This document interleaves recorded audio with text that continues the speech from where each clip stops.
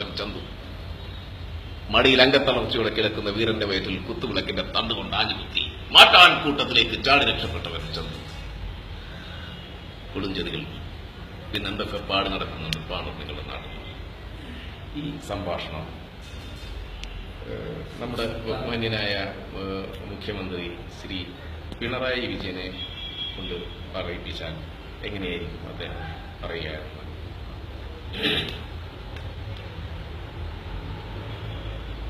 അപ്പോ ഇരുപ്പാണി തട്ടി മുളയാണി വെച്ച് എന്നാണ് പറയുന്നത്.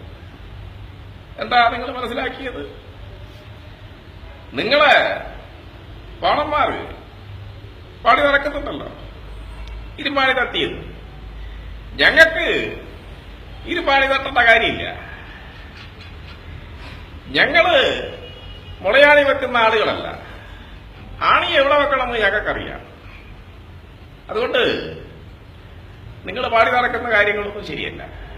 പിന്നെ പൊൻകാരെ കൊണ്ട് ചുരിക വിളക്കി എന്നാണ് പറയുന്നത്. ആരാ പൊൻകാരം കൊണ്ട് ചുരിക വിളക്കിയത്? ഞങ്ങളാണോ പൊൻകാരം കൊണ്ട് ചുരിക വിളക്കിയത്? നിങ്ങൾക്ക് തന്നെ ആലോചിച്ച് നോക്കാവുന്ന കാര്യമാണല്ലോ.